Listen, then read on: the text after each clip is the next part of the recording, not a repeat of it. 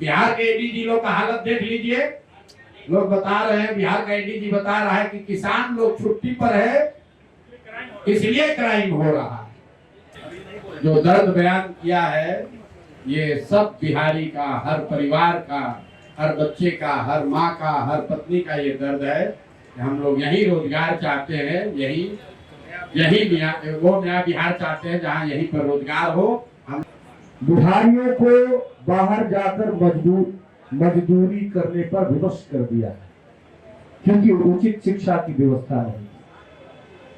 बिहार जैसे राज्य के आपके अध्यक्ष कैसे हो सकते हैं जिन पे तरह तरह के संगीन आरोप लग रहे हैं, जिसने अपने पैसे और ताकत के बल पर लोगों को डराया है, धमकाया है और संगीन अपराध किए हैं। ऐसा व्यक्ति उनको किस तरह मंजूर हो सकता है अपने प्रदेश अध्यक्ष के रूप में? आपके लिए सवाल जवाब बहुत आसान है।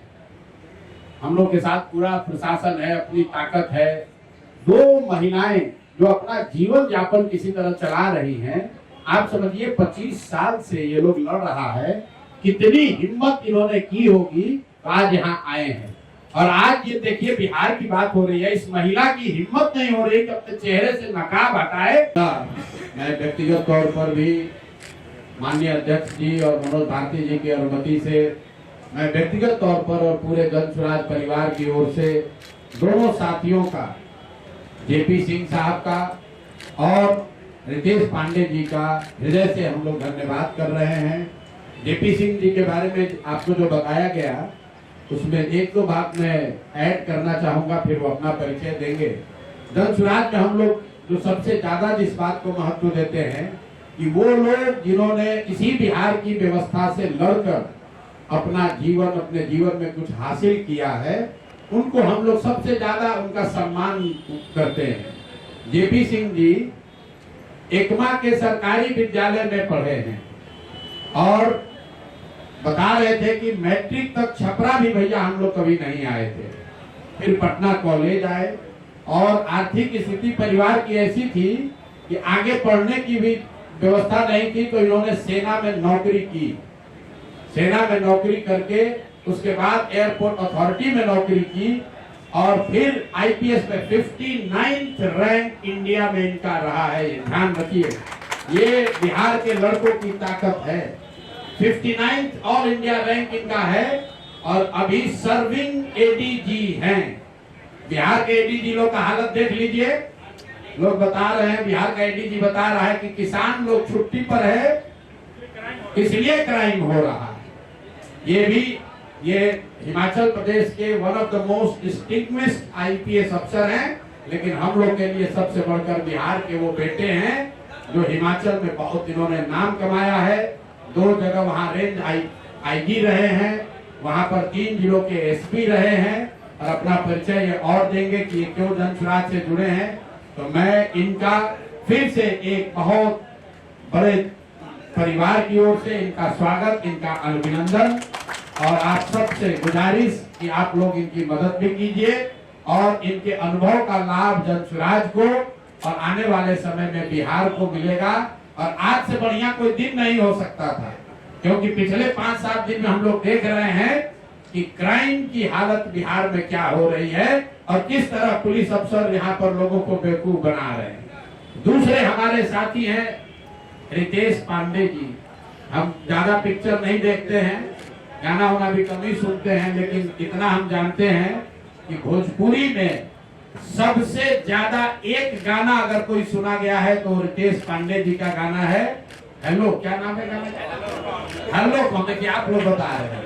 110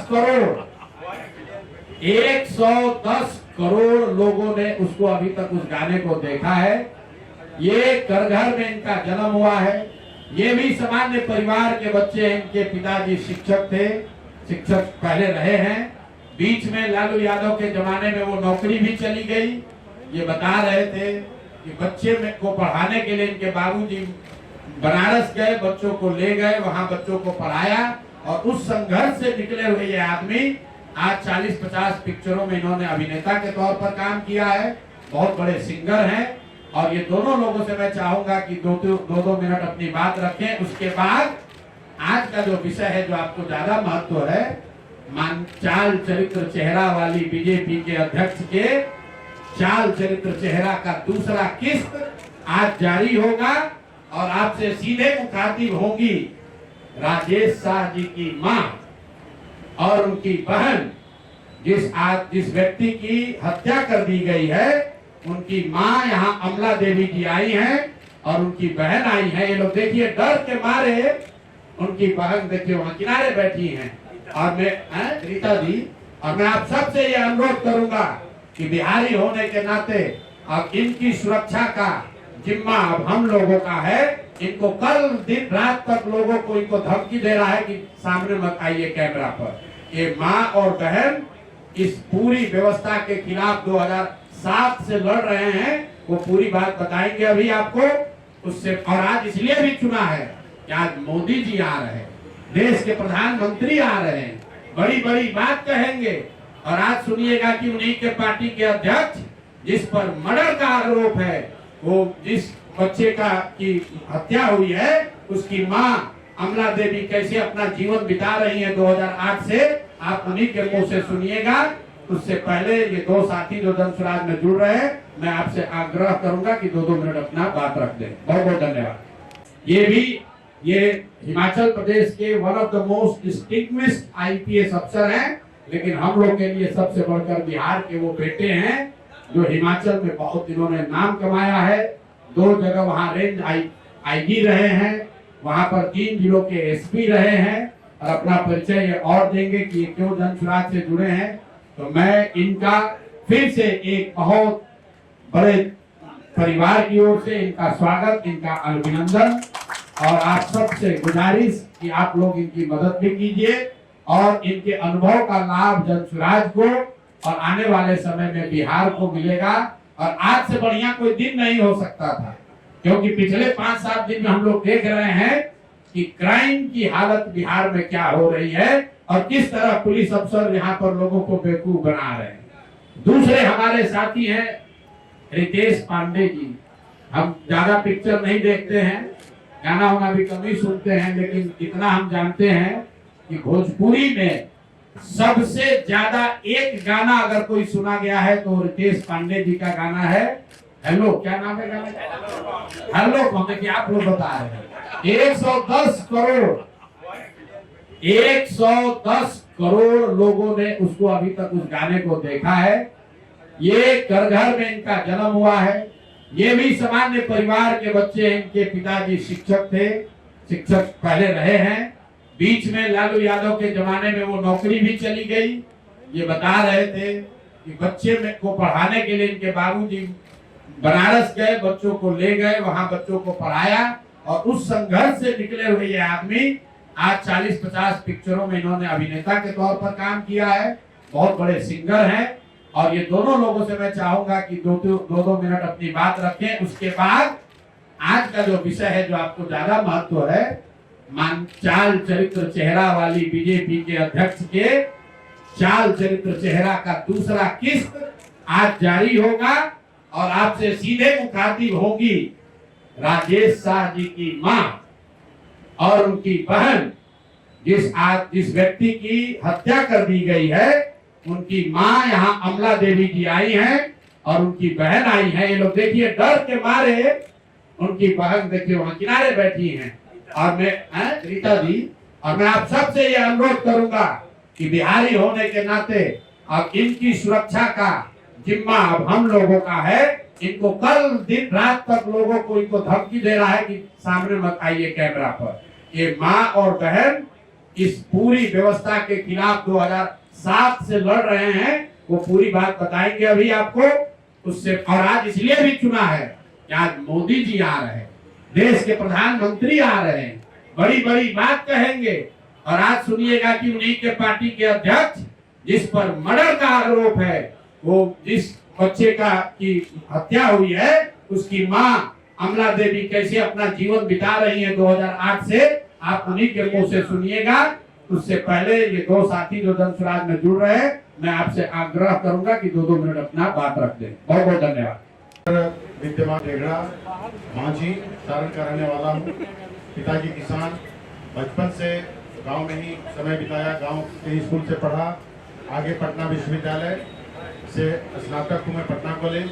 उसके बाद जहाँ तक स्वराज की बात है, जैसे ही इस अभियान का शुरुआत प्रशांत किशोर जी ने किया, मैं उसी समय से मैं फॉलो करने लगा और अभियान जैसे जैसे बढ़ने लगा मुझे महसूस होने लगा कि संभवतः यह एक युगांतकारी घटना है और बिहार में एक नई शुरुआत हो रही है। मैं राजनीति शास्त्र का विद्यार्थी रहा हूँ, मुझे महसूस होने लगा कि संभवतः ये महात्मा गांधी के दांडी मार्च जैसा है। चले थे गांधी जी कुछ लोगों के साथ, धीरे धीरे कारवां बनता गया और बाद में बहुत बड़ा आंदोलन खड़ा हो गया। तो इस तरह से चंपारण से आपने अपनी शुरुआत की थी और जिस तरह से बिहार को विकसित करने का स्वप्न लेकर आप आगे बढ़े थे, हम लोगों को लगता था, हमारे जैसे अनेक IAS IPS जो बिहार के हैं, जो संघर्षों से आगे बढ़े हैं, उनको लगता है कि हम लोग तो यहाँ से आगे बढ़ के निकल गए लेकिन हमारा प्रदेश पीछे छूट गया। वो दर्द मुझे भी था और मैंने महसूस किया कि चंपारण की धरती से, गांधी जी की धरती से आपने जिस अभियान की शुरुआत किया है और अपनी कंफर्ट जोन से निकलकर, आप भी गांव से निकले हैं और आप युवन तक का आपका एक्सपोजर है, आपने अनेक लोग मुख्यमंत्री बनाने से लेकर प्रधानमंत्री बनाने में कंधा लगाया है। तो ऐसा विजन और अनुभव का आदमी, ऐसा साधन संपन्न आदमी अगर कंफर्ट जोन से निकलकर जाड़ा गर्मी और बरसात में गांव में पैदल घूम रहा है तो जरूर उसके मन में बिहार के लिए भयंकर पीड़ा है। यही पीड़ा मैं भी महसूस करने लगा और मुझे लगा कि मैं भी सारण का रहने वाला हूँ। मेरे पूर्वजों ने मेरा नाम जयप्रकाश रखा है। जयप्रकाश का अर्थ ही होता है त्याग और बलिदान। मुझे लगा कि ये बिहार के लिए ये नई व्यवस्था उदय हो रही है और इसलिए मुझे भी अपने शेयर का सेक्रीफाइस करना चाहिए। इसलिए मैंने फैसला किया कि इस मोड़ पर हम आकर हम नौकरी से त्याग पत्र दें और अपनी मातृभूमि के लिए, अपनी मिट्टी के लिए हम जो कुछ भी कर सकते हैं, प्रशांत जी का हाथ मजबूत करना है। और इसलिए सब कुछ मैं छोड़कर, आप समझ सकते हैं आज के समय में छोटी छोटी नौकरियों को पाना कितना मुश्किल है। ऐसे में ये कठिन फैसला था, लेकिन मुझे लगा कि यही मुझे अपने नाम को सार्थक करने का समय है और अपनी मिट्टी का कर्ज चुकाने का समय है। अब आगे से हम पूरी तरह से बिहार के लिए ही काम करेंगे और इस विजन के साथ पूरी तन्मयता से, तन मन धन और मन वाणी और कर्म से हम पूरी तरह से संकल्प लेकर अपने को समर्पित कर दिया हूँ। और आज से मैं ये ज्वाइन किया हूँ। मुझे इस बात की खुशी है, गर्व है कि मुझे इस विजन के साथ ज्वाइन करने का मौका प्रशांत जी ने दिया है और जो सीनियर अधिकारियों ने दिया है। मैं जन स्वराज परिवार का, शीर्ष नेतृत्व का सबका आभारी हूँ और मैं आपको आश्वासन देता हूँ कि मैं पूरी निष्ठा से, पूरे लगन से जन स्वराज के उद्देश्यों की पूर्ति के लिए मैं समर्पित रहूंगा। आप सभी का बहुत बहुत धन्यवाद। आदरणीय प्रशांत जी के विचारों से प्रभावित होकर हम इस नेक विचारधारा की पार्टी से जुड़े हैं। आप सभी के आशीर्वाद से हमें भारत के कई राज्यों में जाकर काम करने का मौका मिला है और वहां बिहारियों को किस हेय दृष्टि से देखा जाता है, हमने उस पीड़ा को भी झेला है। क्यों?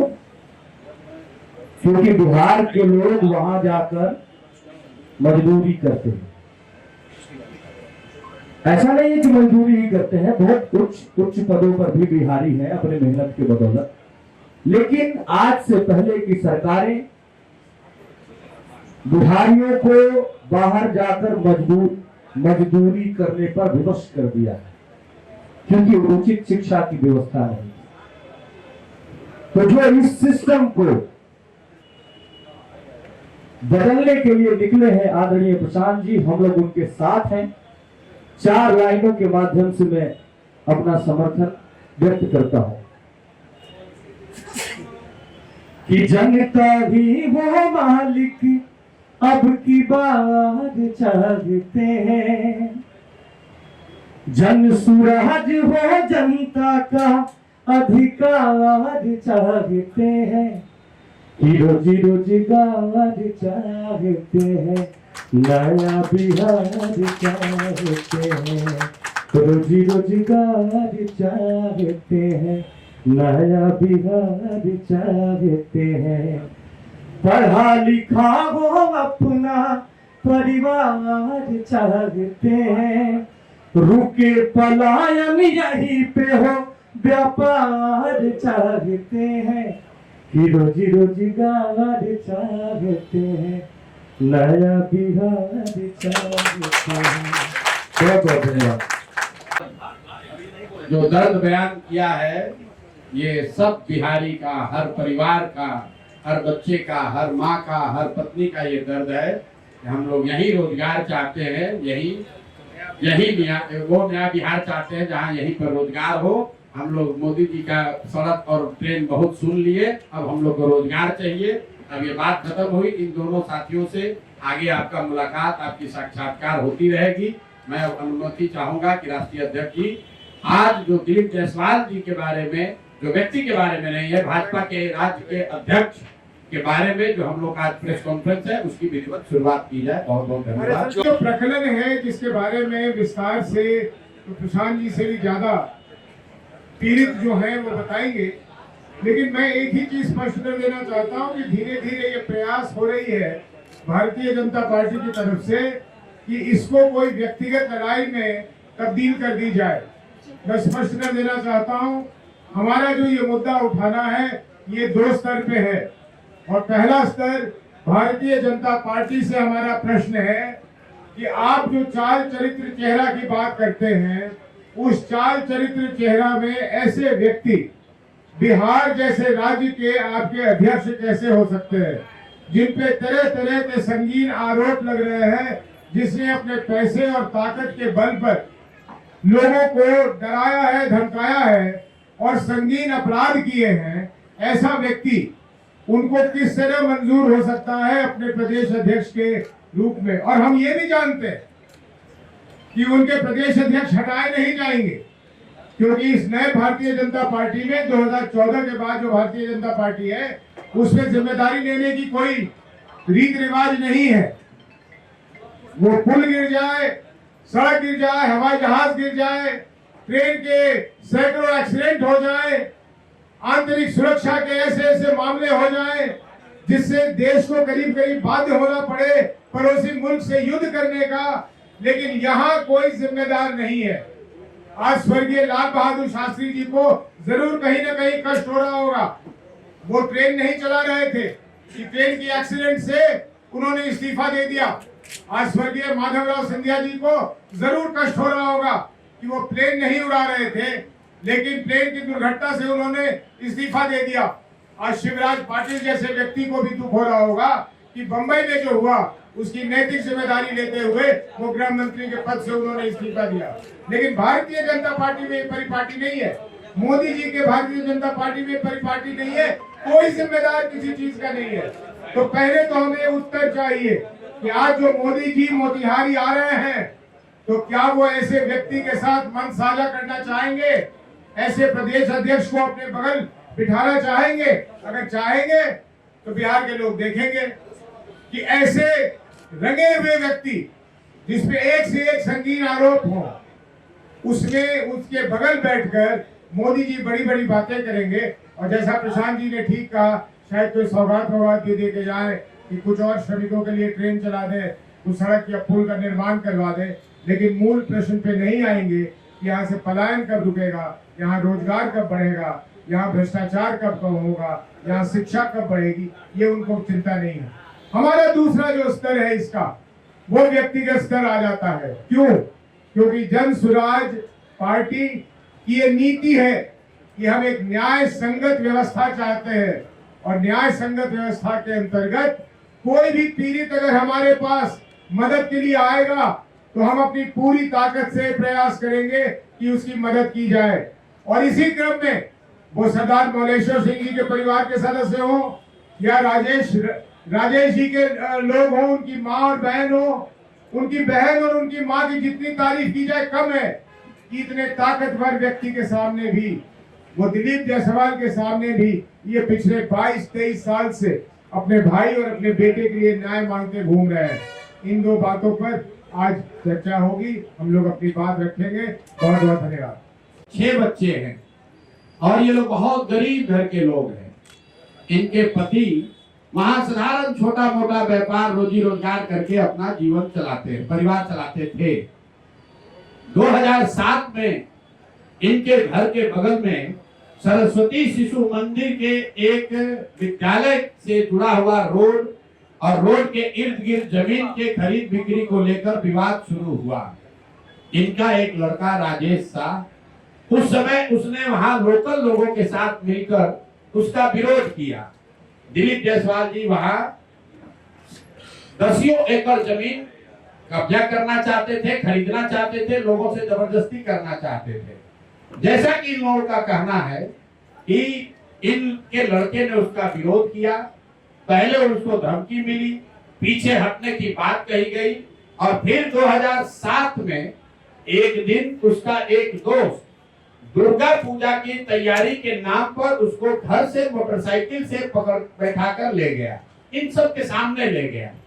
और फिर इनको खबर मिलती है कि एक भीड़ ने उस बच्चे को, इनके बेटे को घेर कर पीटा है और इतनी बुरी तरह पीटा है कि वो ऑलमोस्ट मरणासन हो गए और उनको किसी सरकारी अस्पताल में नहीं ले जाया गया। वो कहीं सरकारी अस्पताल में नहीं गए, उस व्यक्ति को उठाकर दिलीप जायसवाल के नियंत्रण वाले MGA माता गुजरी देवी कॉलेज में, मेडिकल कॉलेज में ले जाया गया। हद सुनिए कि भाई लड़का इनका गया और तथाकथित तौर पर पुलिस का जो एक वर्जन है कि भीड़ ने उसको मारा, उसके पास पिस्टल था, ऐसा पुलिस के एक आरोप पत्र में कहा गया है, जैसा कि किसी ने इल्जाम लगाया है। वो बच्चा 50 उसको 100 लोग रोड पर मारते रहे लेकिन उसके हाथ में पिस्टल, उसने पिस्टल नहीं चलाया। और पुलिस को इसकी सूचना किसने दी? पुलिस के खुद के रिकॉर्ड के हिसाब से दिलीप जायसवाल ने खुद पुलिस को बताया कि एक भीड़ यहाँ पर है जो उनके घर से 2 किलोमीटर दूर है। देखिए कितने बड़े समाज सेवी हैं, कितनी चिंता उनको है। भीड़ एक बच्चे को मार रही है, एक युवक को मार रही है। पुलिस को सूचना दिलीप जायसवाल ने दी, उस बच्चे को वहां से दिलीप जायसवाल के मेडिकल कॉलेज में भर्ती कराया गया, राजेश शाह को। उसके बाद 2 दिनों तक ये पूरा परिवार, ये इनके शब्दों में भी आप सुनिएगा, ये लोग छटपटाते रहे कि हमको हमारे बच्चे से एक बार मिला दीजिए। इनको इनके बच्चों से राजेश शाह से उनके माँ उनके बाबूजी को मिलने तक नहीं दिया गया।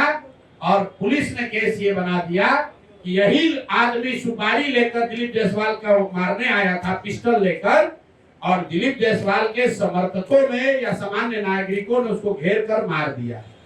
अब वहीं पे खत्म नहीं हुई बात। 1 साल तक करीब इनका FIR रजिस्टर नहीं किया गया है।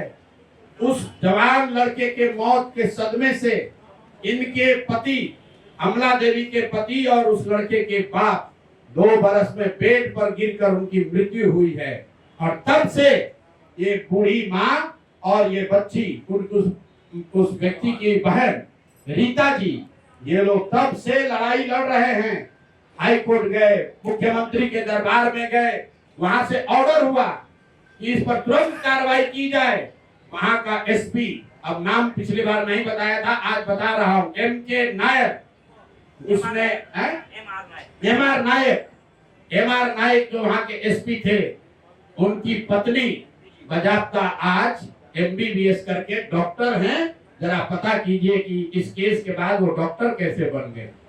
उस केस का IO SK दुबे, नाम नोट कीजिए, मैं सीधा नाम बता रहा हूं। SK दुबे जो केस का IO था, रिटायर होने के बाद दिलीप जायसवाल के मेडिकल कॉलेज में चीफ सिक्योरिटी अफसर के तौर पर उसने बजाबता काम किया। और आप कहते हैं कि आपका कोई इसमें भूमिका नहीं है, आपकी कोई भूमिका नहीं है, कोई देखने वाला नहीं है। ये लोग जब कहीं न्याय नहीं मिला तो मुख्यमंत्री के दरबार में आए। मुख्यमंत्री के यहाँ से DGP ने फोन करके SP को बताया कि भाई तुम इतना गलत काम कर रहे हो, तुम इनके जो शब्द हैं कि तुम FIR नहीं रजिस्टर कर रहे हो। SP ने बुलाया और अभी आप सुनिएगा उस लड़की से, उस राजेश शाह की बहन से, कि SP अपने सामने इनको बैठाकर इनका जो वर्जन है कि किसी अपराधी को इतना मार रहा था ताकि ये डर जाए, और फिर आकर कहा, जैसे आप पिक्चर में देखते हैं कि जिसको डराना होता है उसको उसके अगल बगल में किसी को बुला के मारता है पुलिस।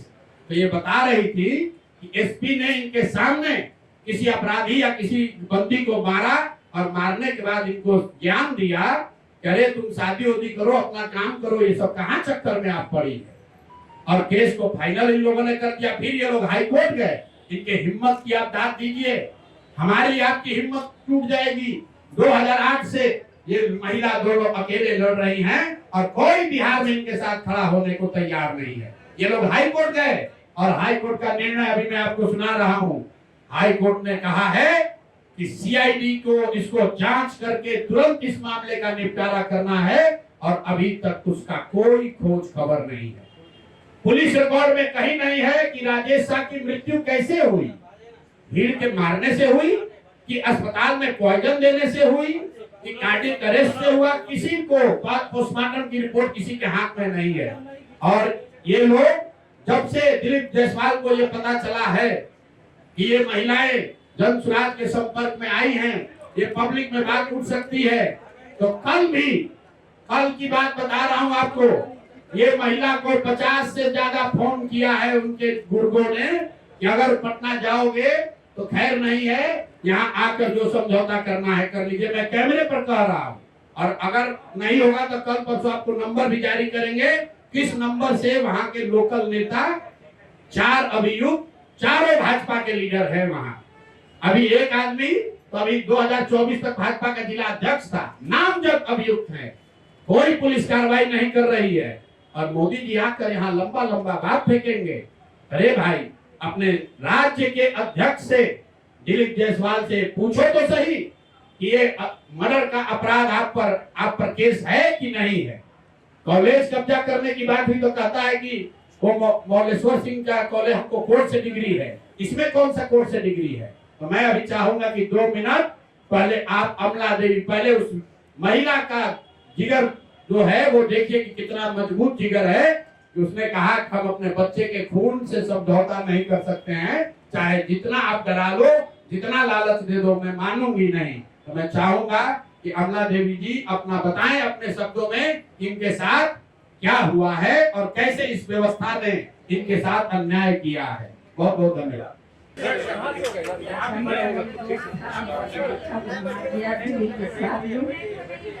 दिलीप जायसवाल ने हमारे बच्चा को मार दिया, ले जाको और देखने का कार्य नहीं किया।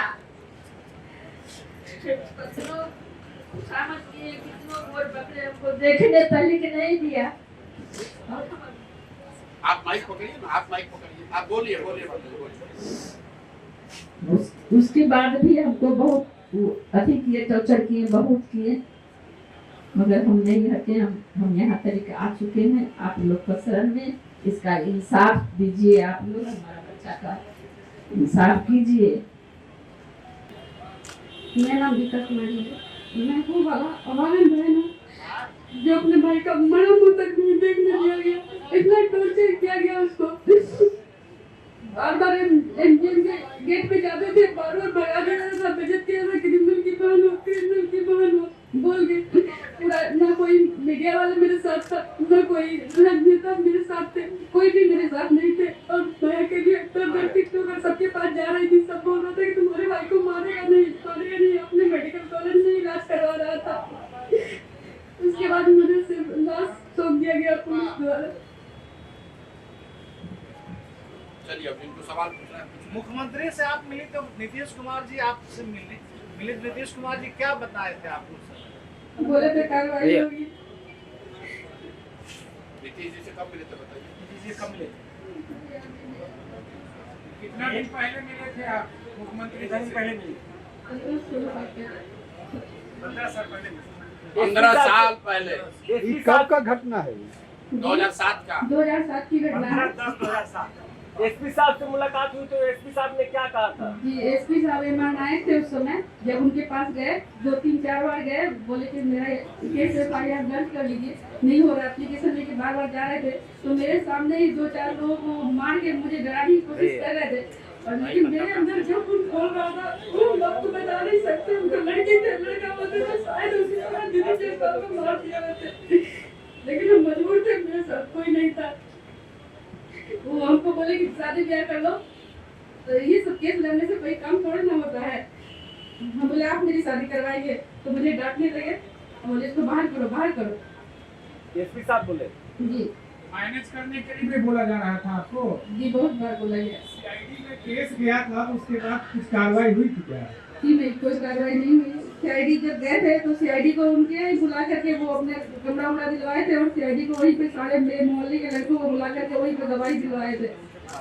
पोस्टमार्टम की रिपोर्ट में कुछ कहा गया था, दिया ही नहीं गया पोस्टमार्टम की रिपोर्ट। मुझे तो बहुत बोले जो तुम्हारा एक भाई का जो शुरू हुआ है वही दोनों और भाई का हो जाएगा। कौन बोला ये बात आपको? मुझे बहुत सारे सुशांत गोप है, दीपक श्रीवास्तव है, राकेश झा है। प्रशांत किशोर के साथ आप आई हैं, तो आपको क्या क्या धमकी मिल रहा है कि मत जाओ पटना में, प्रशांत किशोर के पास मत जाओ, क्या क्या फोन करके धमकी? ऐसा बोला गया कि मीडिया के सामने आप न जाए। मीडिया के सामने नहीं जाए। जी अभी प्रशांत किशोर के पास आई है, उम्मीद है आपको न्याय का? जी पूरा उम्मीद है। आपके लिए सवाल जवाब बहुत आसान है। हम लोग के साथ पूरा प्रशासन है, अपनी ताकत है। 2 महिलाएं जो अपना जीवन यापन किसी तरह चला रही हैं, आप समझिए 25 साल से ये लोग लड़ रहा है। कितनी हिम्मत इन्होंने की होगी, तो आज यहाँ आए हैं। और आज ये देखिए बिहार की बात हो रही है, इस महिला की हिम्मत नहीं हो रही कि अपने चेहरे से नकाब हटाए।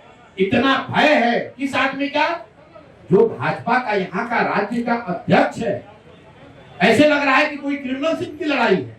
आप कह रहे हैं, हम लोग कह रहे हैं आप चेहरे से नकाब हटाइए, क्यों नहीं हटा रही हैं? इतना भय है उस व्यक्ति का कि अब जब ये जान रहे इनका पहचान तो रहा ही है, लेकिन एक मन में है कि अगर हम चेहरा छुपा के रहे, क्योंकि वहां इनको रहने भी इनका मुश्किल किया हुआ है।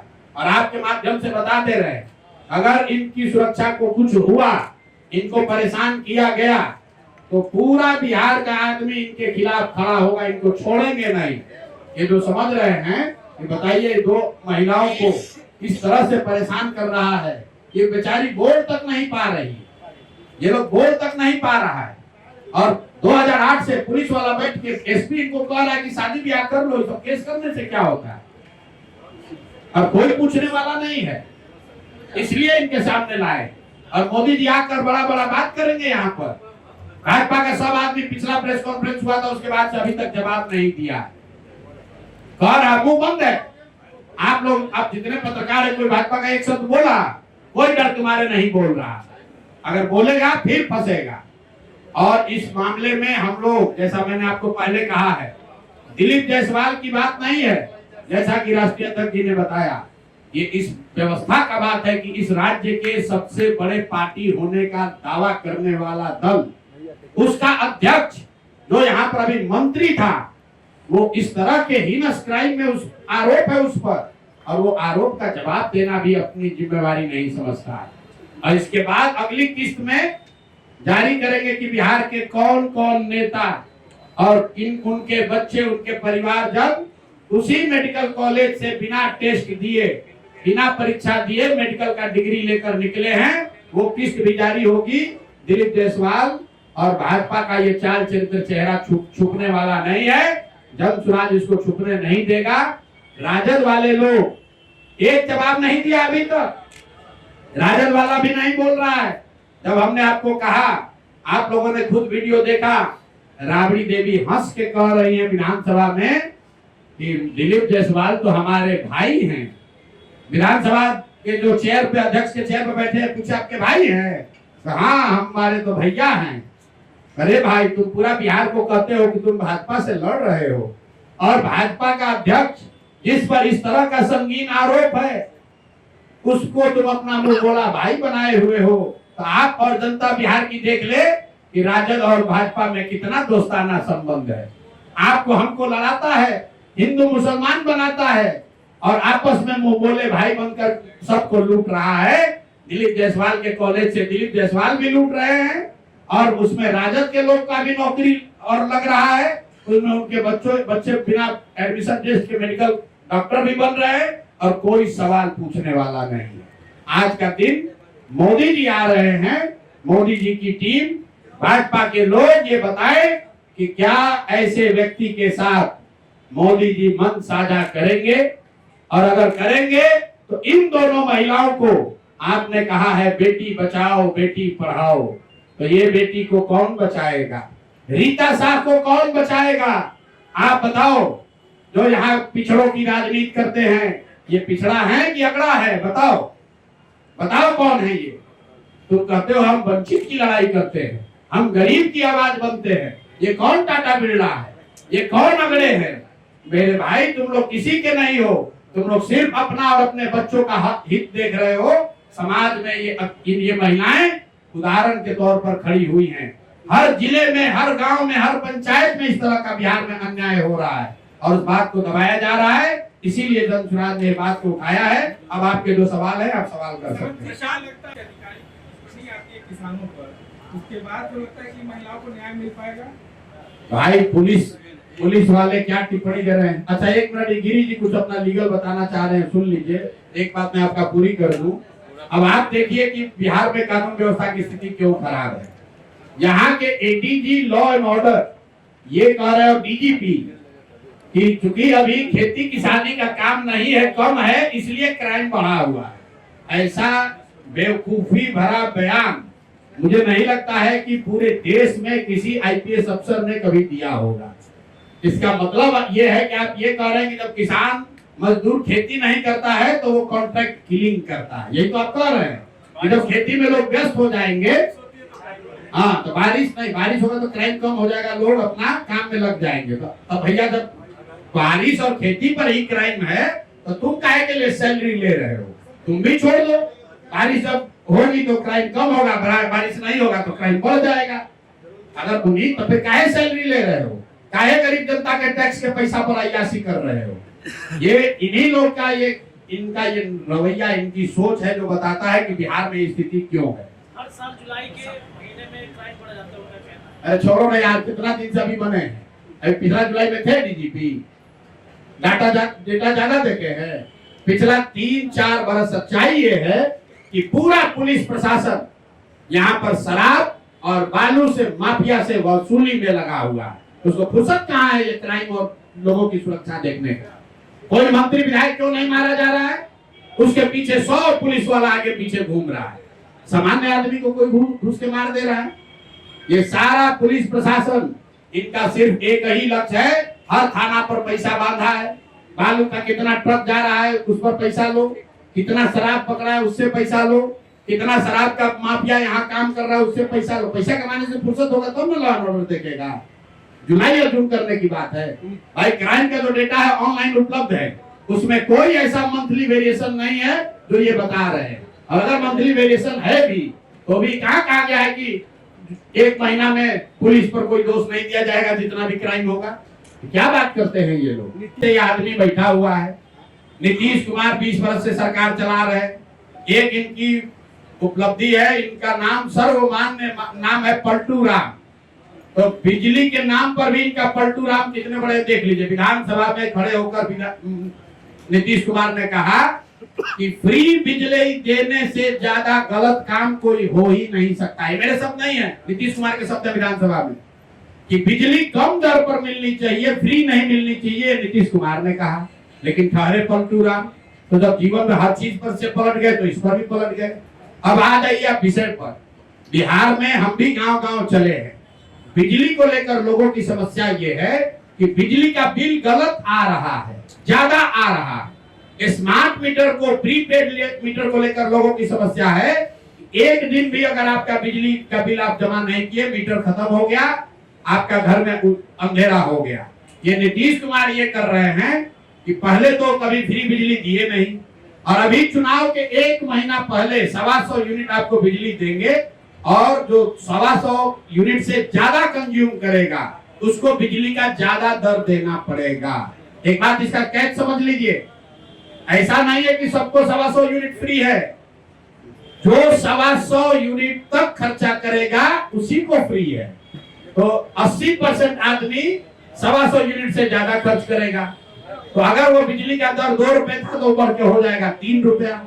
और जो कुछ लोग हैं जो 125 दिन को फ्री मिलेगा, उनको स्मार्ट मीटर है, वो बेचारा अपना रिचार्ज नहीं करा पाएगा, तो उसको मिलेगा कैसे? इसका कोई फायदा नहीं है। ये लॉलीपॉप दिखाने से कुछ नहीं होगा। अब कोई मानने वाला नहीं है। नीतीश कुमार का कहानी हो गया है खत्म। सर एक डेटा है 60 महिला है और उसमें भी 18,000 जो पुलिस है उन नेताओं के सुरक्षा में है, तो कहीं ना कहीं 12,000। कई मुद्दा आप नीतीश कुमार से या डीजीपी से काहे नहीं पूछ रहे हैं? आप बताइए। आप हमसे पूछ रहे हैं। हम तो हमारे सुरक्षा में तो एक भी पुलिसकर्मी नहीं है। नहीं, जन सुराज के किसी नेता के साथ एक भी सुरक्षा कर्मी नहीं है। हम लोगों ने आज तक इतने क्राइम बढ़ने के बाद भी आज तक प्रशांत किशोर ने या हम लोगों ने लिखकर कभी सुरक्षा की ना मांग की है ना आगे सुरक्षा मांगेंगे। जब बिहार की जनता नहीं सुरक्षित है तो हमको पुलिस लेकर चलने से क्या फायदा है? आप लोग रोज कवर कर रहे हैं जन सुराज को। आप बताइए हमारे साथ अगर एक भी पुलिस हो तो। बिहार की पुलिस बिहार की जनता के सुरक्षा के लिए होना चाहिए, नेताओं के सुरक्षा के लिए नहीं। ये गिरी जी अब इन दोनों महिलाओं से भी मैंने ये पूछा, अभी तक इनको जानकारी नहीं है कि पोस्टमार्टम रिपोर्ट में क्या आया। और दूसरा, हाईकोर्ट ने निर्णय दिया कि सीआईडी को इसको तुरंत करना है। अभी तक सीआईडी का क्या रिपोर्ट है किसी को मालूम नहीं है। मैं चाहूंगा कि गिरी जी एक लाइन वो जो कोर्ट का जजमेंट है आपको बता दें। जो जजमेंट है अपने जगह पर अभी भी सही है। उस जजमेंट को कोई ऊंचा अदालत ने तोड़ा नहीं है। तो ये सीआईडी और गवर्नमेंट पर बाध्य है, उन लोगों को रिपोर्ट देना चाहिए। अभी हम लोगों के संज्ञान में आया है और इन दोनों महिलाओं को हम एश्योर करते हैं कि इन लोगों की तरफ से दूसरा मुकदमा करके हाईकोर्ट के संज्ञान में हम लोग लाएंगे कि आपका आदेश आज तक पालन नहीं हुआ है। जहाँ तक इनके बेटे का सवाल है, इसके बारे में प्रसाद जी बहुत डिटेल बता चुके हैं। लेकिन एक नया अभी हमको रात में किसी ने व्हाट्सएप किया है, तो फिर उसका कॉपी हमने देखा है। 2 मई को एक लड़का का नाम है समरजीत सिंह, 19 साल का लड़का है। उसका मर्डर इन्हीं के मेडिकल, इनका विद्यार्थी था, इन्हीं के मेडिकल कॉलेज में उसका लगता है कि मर्डर कर दिया गया है। और मैनेजमेंट के लोग, जिसमें जायसवाल जी भी शामिल है, इन लोगों ने मिलजुल करके इसको यूडी केस लिखा दिया है। पंजाब का रहने वाला लड़का है। हम लोग इस पर जरा अभी इसका इन्वेस्टिगेशन कर रहे हैं। अगला प्रेस कॉन्फ्रेंस में इसको आपको डिटेल, इसका पीएम रिपोर्ट वगैरह देख के आपको डिटेल बताएंगे। गिरी सर सीआईडी स्टेट के अंदर में आती है। हम लोग ये भी कर सकते हैं, हम लोग ये भी मांग कर सकते हैं कि सीआईडी चूंकि नहीं किया कर रहा है, इसलिए इसको सीबीआई को दिया जाए और इसका जांच कराया जाए। मैं आपको श्योर करता हूँ 1 हफ्ते के अंदर में इन लोगों की तरफ से रिप्लाई हो जाएगा और जन सुराज इसको छोड़ेगा नहीं। लेकिन मेरे भाई, इसी गर्मी में बिहार के 50 लाख लड़के किसी फैक्ट्री में जाकर अपना हड्डी गला रहे हैं कि बिहार में रहने वाले उनके परिवार के लोग 2 जून का खाना खा सकें। तो थोड़ा सा पसीना अगर आप और हम नहीं बहाएंगे तो बिहार में व्यवस्था नहीं सुधरेगी रे भाई। तो मैं माफी चाहता हूँ कि इसमें गर्मी बहुत लग रही है, लेकिन थोड़ा गर्मी से कुछ नहीं होगा। हर जगह जाके देख रहे हैं बिहार के फैक्ट्रियों में, देश भर की फैक्ट्रियों में बिहार के लड़के हड्डी गला रहे हैं। कल हो कि वो आपका बच्चा भी हो सकता है, मेरा भाई भी हो सकता है। इसलिए बिहार की व्यवस्था सुधरे, इसके लिए थोड़ा बहुत पसीना, थोड़ा बहुत गर्मी हम लोग बर्दाश्त कर सकते हैं। बहुत बहुत धन्यवाद।